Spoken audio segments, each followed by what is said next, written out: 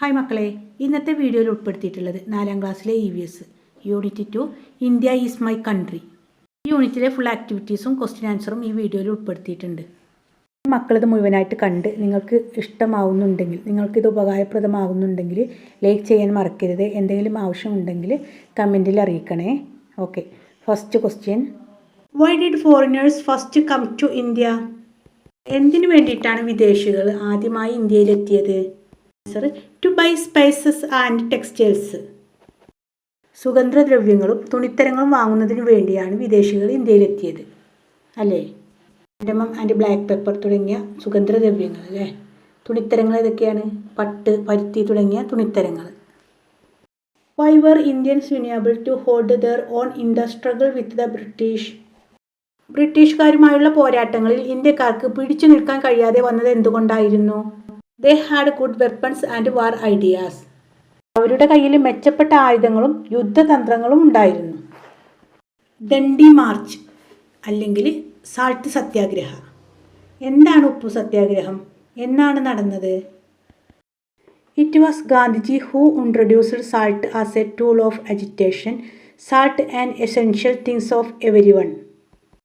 It is made by evaporation sea water. The British rulers imposed heavy taxes on salt. If anyone made salt without paying tax, it would be punishable offense. ഗാന്ധിജിയാണ് ഉപ്പു സത്യാഗ്രഹത്തിന് നേതൃത്വം കൊടുത്തത്. ഉപ്പ് എല്ലാവർക്കും ആവശ്യമായൊരു വസ്തുവാണ്. വെള്ളം ബാഷ്പീകരിച്ചാണ് ഉപ്പ് നിർമ്മിക്കുന്നത്. ഇവാപ്പറേറ്റിംഗ് എന്നാൽ ബാഷ്പീകരണം. ഈ ഉപ്പിന്മേൽ ബ്രിട്ടീഷ് ഭരണാധികാരികൾ കനത്ത നികുതി ചുമത്തി. നികുതി അടക്കാതെ ഉപ്പുണ്ടാക്കിയാൽ അത് ശിക്ഷാർഹമായ കുറ്റമായിരുന്നു. 1930 മാർച്ച് 12 ഗാന്ധിജിയും 78 സത്യാഗ്രഹ അനുയായികളും ദണ്ഡി കടപ്പുറത്തേക്ക് മാർച്ച് നടത്തി. ഇത് ഏകദേശം 388 കിലോമീറ്റർ ദൂരമുണ്ടായിരുന്നു. 1930 മാർച്ച് 5 അവർ ദണ്ഡി കടപ്പുറത്തെത്തി. മാർച്ച് 6 ഉപ്പുണ്ടാക്കി നിയമം ലംഘിച്ചു. ഉപ്പു സത്യാഗ്രഹം അല്ലെങ്കിൽ ദണ്ഡി മാർച്ച് എന്ന പേരിലാണ് അറിയപ്പെടുന്നത്. There he boiled sea water and made salt and thus violated salt law. 6 April 1930. This incident is probably known as Dandi March or Salt Satyagraha. Next, Salt Satyagraha in Kerala. കേരളത്തിൽ ഉപ്പു സത്യാഗ്രഹം നടന്നിട്ടുണ്ടല്ലേ. കണ്ണൂർ ജില്ലയിലെ പയ്യന്നൂരിൽ ഉളിയത്ത് കടവിലാണ് നടന്നത്.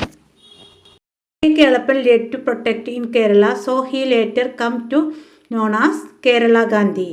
കേരളത്തിൽ ഉപ്പു സത്യാഗ്രഹത്തിന് പാടിയ പാട്ടാണ് വരിക വരിക സഹചരി, written by അംഷി Narayana Pillai. Quit India movement. The Quit India movement started on August 9, 1942 was ultimate struggle for freedom. Jawaharlal Nehru presented the Quit India resolution at a Congress session held in Bombay. Quit India means leave India. ഇന്ത്യയുടെ സ്വാതന്ത്ര്യ സമരത്തിനു വേണ്ടിയുള്ള അന്തിമ സമരമായിരുന്നു 1942 August 9 നടന്ന quit India സമരം. ബോംബെയിൽ നടന്ന കോൺഗ്രസ് സമ്മേളനത്തിലാണ് Jawaharlal Nehru quit India എന്ന പ്രമേയം അവതരിപ്പിച്ചത്. ക്വിറ്റ് ഇന്ത്യ എന്നാൽ ഇന്ത്യ വിടുക എന്നതാണ് അർത്ഥം. Gandhiji exhorted the people do or die. The hero quit India movement was Jayaprakash Narayanan and the heroine was Aruna Asaf Ali. പ്രവർത്തിക്കുക അല്ലെങ്കിൽ മരിക്കുക എന്ന് ഗാന്ധിജി ജനങ്ങളോട് ആഹ്വാനം ചെയ്തു. Do or die. ജയപ്രകാശ് നാരായണനാണ് ക്വിറ്റ് ഇന്ത്യ സമര നായകൻ എന്നറിയപ്പെടുന്നത്. നായിക അരുണ അസഫലി. ക്വിറ്റ് ഇന്ത്യ ദിനമായിട്ട് നാം ആചരിക്കുന്നത് ആഗസ്റ്റ് 9 കേട്ടോ. Major freedom movement incident in Kerala. കേരളത്തിലെ പ്രധാനപ്പെട്ട സ്വാതന്ത്ര്യ സമര സംഭവങ്ങൾ: ചാനാർ റവോൾട്ട്, മലബാർ റബല്യൻ, വൈക്കം സത്യാഗ്രഹ, ഗുരുവായൂർ സത്യാഗ്രഹ, പയ്യന്നൂർ സത്യാഗ്രഹ. വർഷങ്ങൾ മക്കൾ ഓർത്തു വെക്കണം കേട്ടോ. അടുത്തത് ക്ഷേത്രപ്രവേശന വിളംബരം 1936. ഇതിലാണ് ഗാന്ധിജി അവസാനമായി കേരളത്തിലെത്തിയത്. പുന്നപ്ര വയലാർ സമരം 1946. Freedom fighters from Kerala. കേരളത്തിലെ സ്വാതന്ത്ര്യ സമര പോരാളികൾ: Kelappan, AK Gopalan, KP Krishna Menon, Muhammad Abdurahman, barrister GP Pillai, K Madhavan, Akkamma Cherian, Kuttimalu Amma. ഈ ഇന്ത്യയിലെ ഫ്രീഡം ഫൈറ്റേഴ്സിനെയാണ്. അതിൽ ഫസ്റ്റ് നമ്മൾ നോക്കുന്നത് മഹാത്മാഗാന്ധി. ഗാന്ധിജി ജനിച്ചത് 1869 October 2.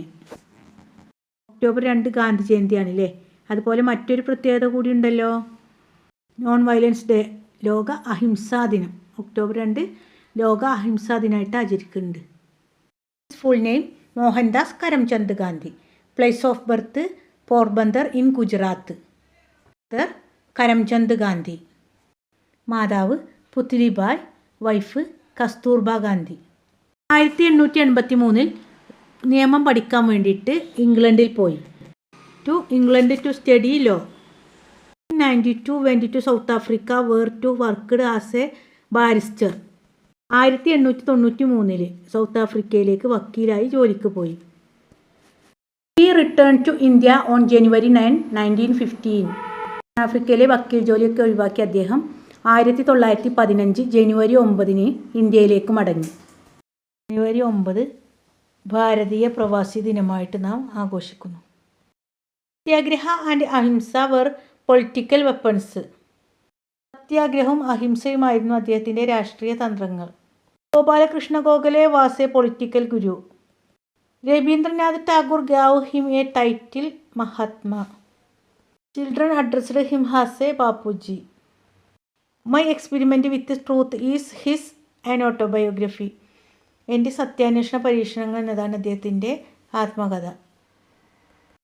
He was shoot dead by Nathuram വിക്വാസ് ഗോഡ്സെ January 30, 1948. 1948 ജനുവരി 30 നാഥുറാം ഗോഡ്സെയുടെ വെടിയേറ്റ് അദ്ദേഹം മരിച്ചു. സമാധി സ്ഥലം രാജ്ഘട്ട് എന്നറിയപ്പെടുന്നു. നെഹ്റുവിൻ്റെ വിവരണമാണ് ഇവിടെ നൽകിയിട്ടുള്ളത്. അദ്ദേഹം ജനിച്ചതെന്നാണ് 1889 നവംബർ 14. ആർക്കിടെക്ട് ഓഫ് മോഡേൺ ഇന്ത്യ, നവഭാരത ശില്പി. Parents Motilal Nehru, Swarup Rani Thussu. Who worked with Gandhiji at the forefront of the freedom struggle. സ്വാതന്ത്ര്യ സമരത്തിൻ്റെ മുൻനിരയിൽ ഗാന്ധിജിക്കൊപ്പം പ്രവർത്തിച്ചു. He was the first prime minister of India. He was the one of who declared the independence of India. India സ്വാതന്ത്ര്യം നേടിയ വിവരം പ്രഖ്യാപിച്ചത് ഇദ്ദേഹമാണ്. Children fondly called him Chachaji. കുട്ടികൾ അദ്ദേഹത്തെ ചാച്ചാജി എന്ന് വിളിച്ചു. Birthday 14th November celebrated as children's day in the country.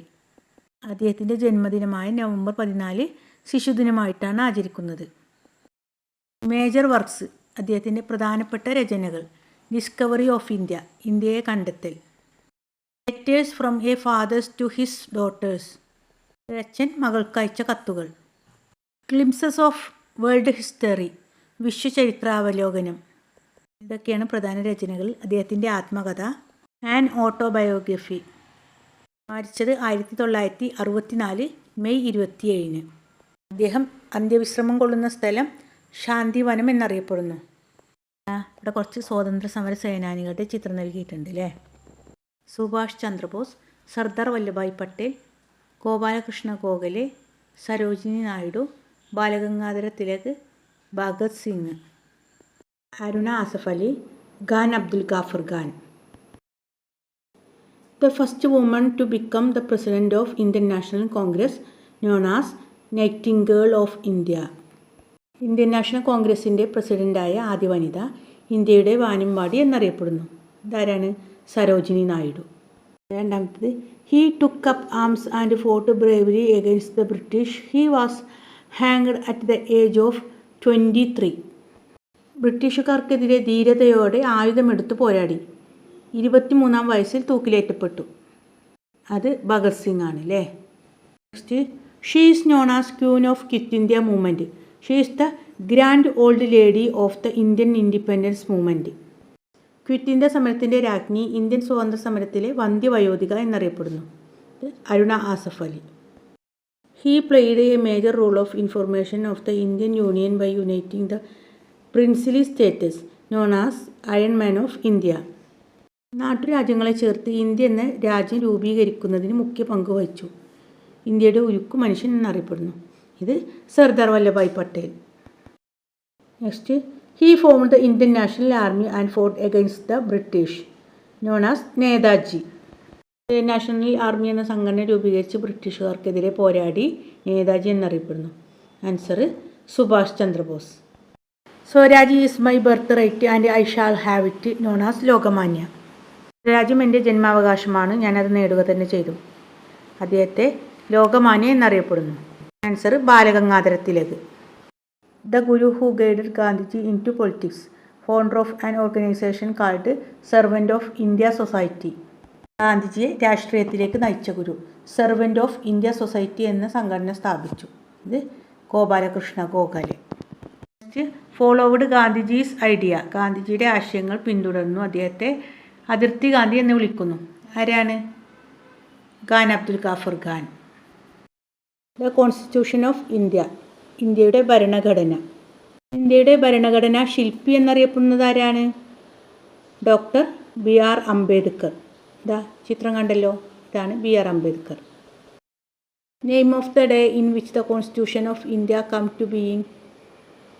Indian ഭരണഘടന നിലവിൽ വന്ന ദിനം ഏതു പേരിലാണ് ആഘോഷിക്കുന്നത്? Republic day. എന്നാണ് നിലവിൽ വന്നത്? 1950 ജനുവരി 26. ജനുവരി 26 റിപ്പബ്ലിക് ഡേ ആയിട്ട് ആഘോഷിക്കുന്നത്. Who is the known as architect of Indian constitution. Indian കോൺസ്റ്റിറ്റ്യൂഷൻ്റെ, ഇന്ത്യൻ ഭരണഘടനയുടെ ശില്പി ബി ആർ അംബേദ്കർ.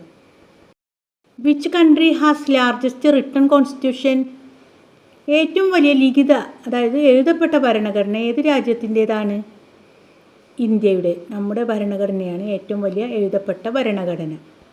സ്വാതന്ത്ര്യത്തിന് ശേഷം പല നാട്ടുരാജ്യങ്ങളും ഒരുമിച്ച് ചേർത്തിട്ട് രാജ്യം ഭരണ സൗകര്യത്തിന് ഭാഷയുടെ അടിസ്ഥാനത്തിൽ ഓരോ പ്രദേശങ്ങളാക്കി മാറ്റി. ഈ പ്രദേശങ്ങളെയാണ് സംസ്ഥാനങ്ങൾ എന്നറിയപ്പെടുന്നത് കേട്ടോ. ഇന്ത്യയിൽ 28 സംസ്ഥാനങ്ങളും 8 കേന്ദ്രഭരണ പ്രദേശങ്ങളുമുണ്ട്. ഇവിടെ സംസ്ഥാനങ്ങളും അവയുടെ തലസ്ഥാനങ്ങളും നൽകിയിട്ടുണ്ട് കേട്ടോ. Andhra Pradesh Amaravati, Arunachal Pradesh Itanagar, Assam Dispur, Bihar Patna, Chhattisgarh Raipur.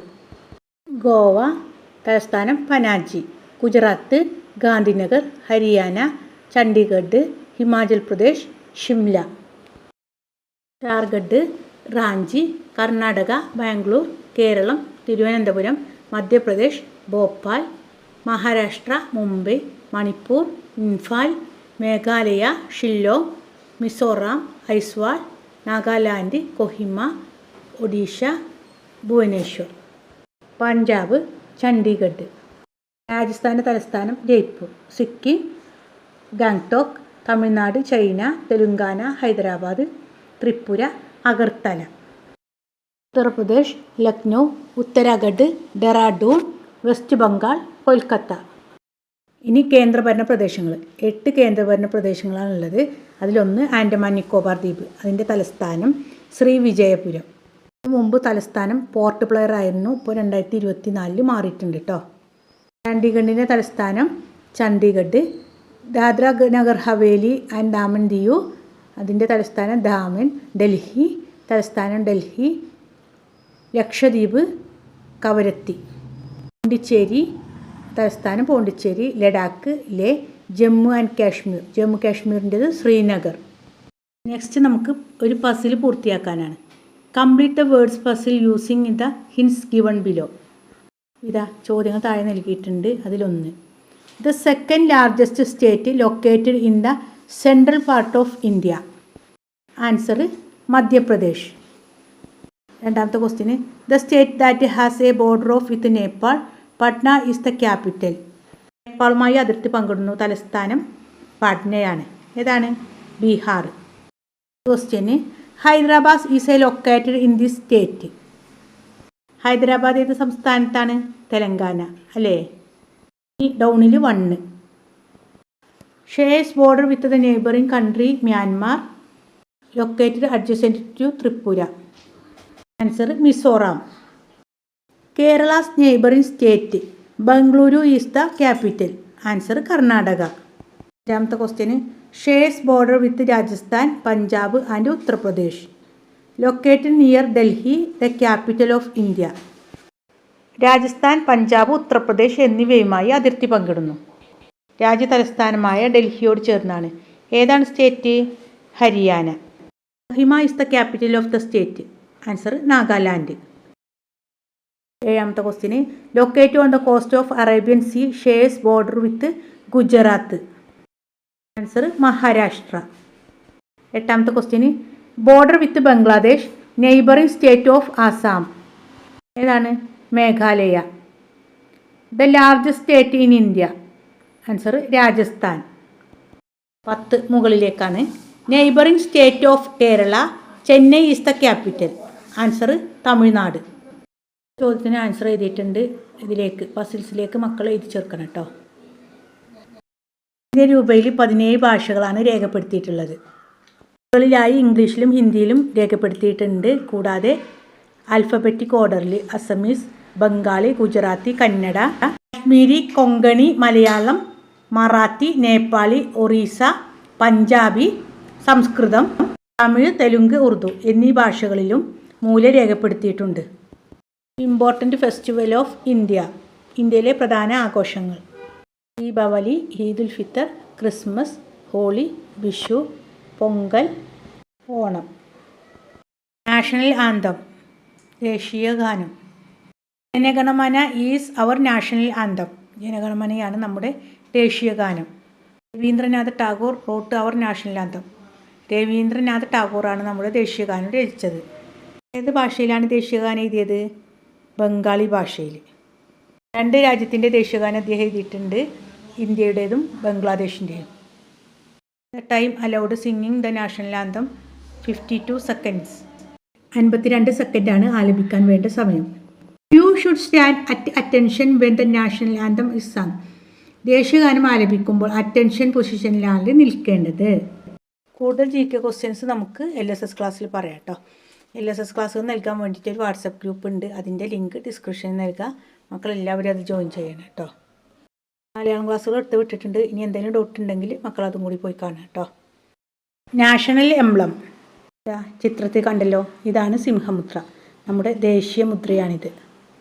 The national emblem of India is adopted from the pillar built by empire of Ashoka at Sarnath in Uttar Pradesh. Ashoka ചക്രവർത്തി ഉത്തർപ്രദേശിലെ സാരാനാഥിൽ സ്ഥാപിച്ചിട്ടുള്ള സ്തൂപത്തിൽ നിന്നും സ്വീകരിച്ചിട്ടുള്ളതാണ് ഇന്ത്യയുടെ ദേശീയ മുദ്ര. 4 സിംഹങ്ങളാണ് പ്രധാനമായും ഇതിലുള്ളത്. National song. ദേശീയ ഗീതം. ദേശീയ ഗീതം എഴുതിയത് ബങ്കിം ചന്ദ്ര ചാറ്റർജി. National symbols. നമുക്ക് ഒരുപാട് നാഷണൽ അടയാളങ്ങളുണ്ട് അല്ലേ? അവ ഏതൊക്കെയാണെന്ന് നോക്കാം. National bird of India peacock. National animal tiger. National fruit mango. National anthem Jana Gana Mana. National flag of India Tiranga flag, ത്രിവർണ്ണ പതാക. നാഷണൽ ഫ്ലവർ ദേശീയ പുഷ്പം ലോട്ടസ് താമര. ദേശീയ മരം national tree banyan tree. National song Vande Mataram. National game of India hockey. National aquatic animals of India Ganga river dolphin. ദേശീയ ജലജീവി Ganga dolphin. National currency of India Indian rupee. National calendar of India സഹവർഷ calendar. മനസ്സിലായല്ലോ അല്ലേ? ഇനിയും തുടർന്നുള്ള ക്ലാസ്സുകൾ നൽകുന്നതായിരിക്കും. ഇനിയും സബ്സ്ക്രൈബ് ചെയ്യാതെ കാണുന്ന മക്കളുണ്ടെങ്കിൽ ഒന്ന് സബ്സ്ക്രൈബ് ചെയ്യണേ. Okay, thanks for watching.